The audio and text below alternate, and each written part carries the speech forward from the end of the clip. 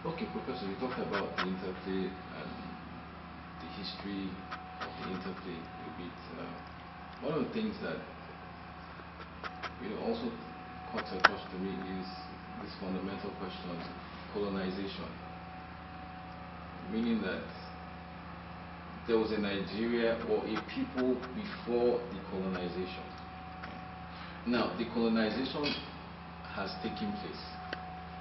Has it fostered that kind of relationship we had as a people?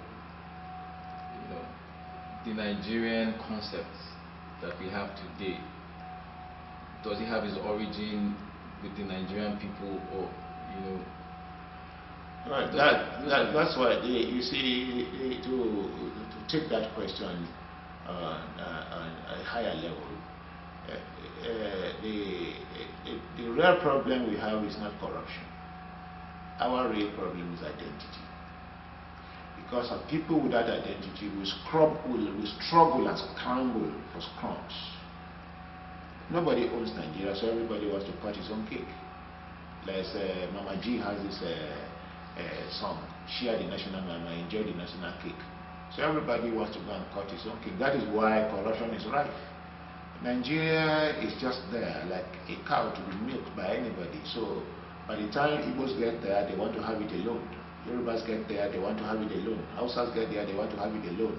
And that's how the issue of minority, ethnic minority came into Nigerian political lexicon. Okay, it was between what happened between Zik and Awu.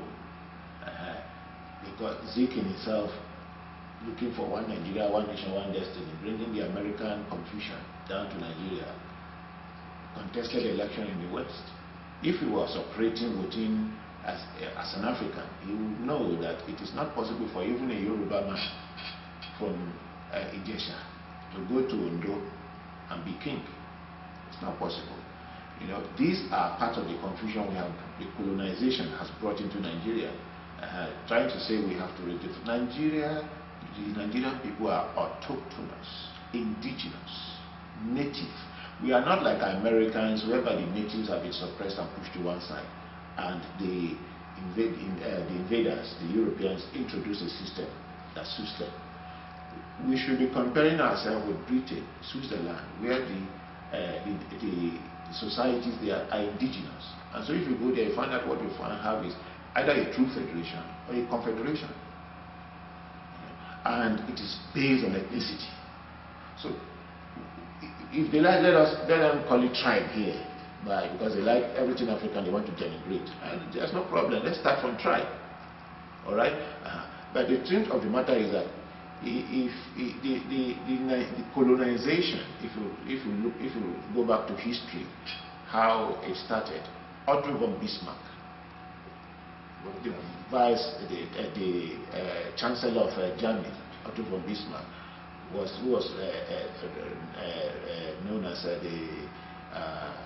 the policeman of Europe. Germany was known as the policeman of Europe. Was the one who conveyed the Berlin conferences that lasted from 1884 to 1885, because European nations were fighting wars of who would have the upper hand in Europe, and so there were alliances upon alliances, leagues upon leagues, betrayers upon betrayers, and wars upon wars in Europe. And so he called them and said, because he wanted Germany to be the master of Europe, that's why then he said, you can carry this aggression, there are other peaceful places that are not even woken up to go and dominate them.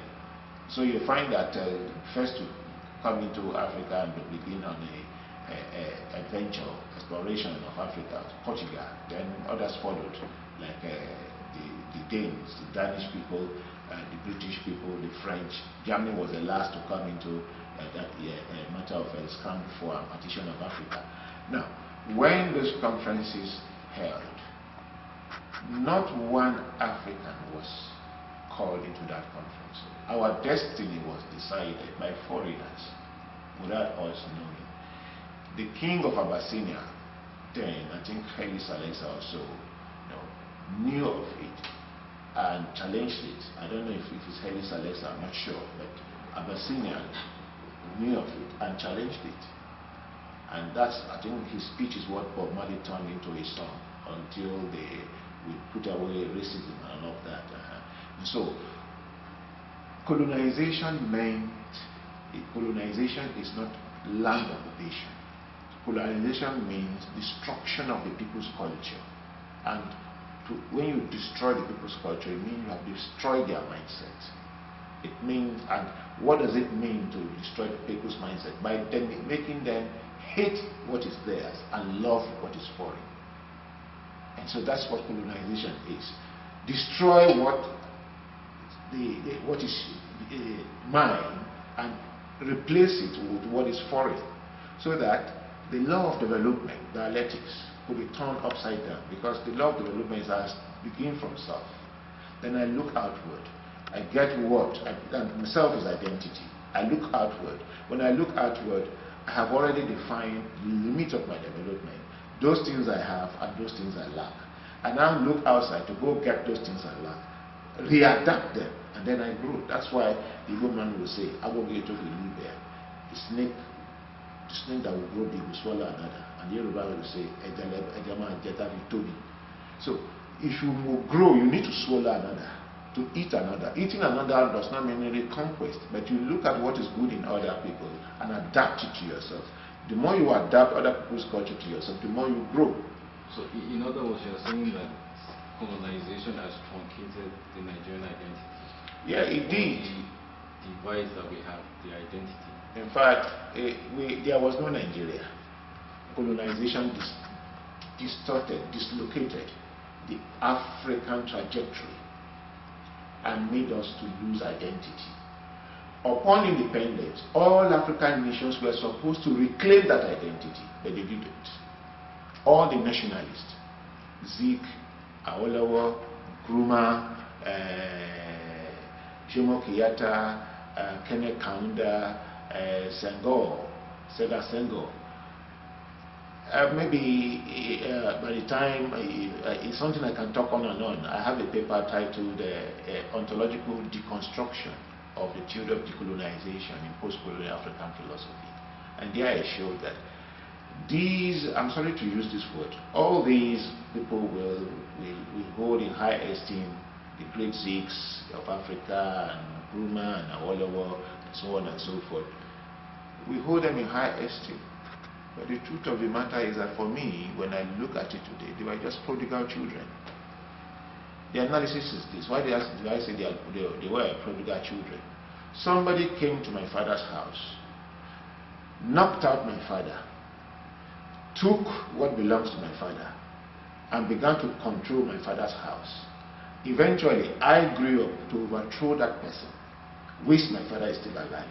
So what am I supposed to do when I chase away that person and take back what he took from my father? I'm supposed to return it to my father.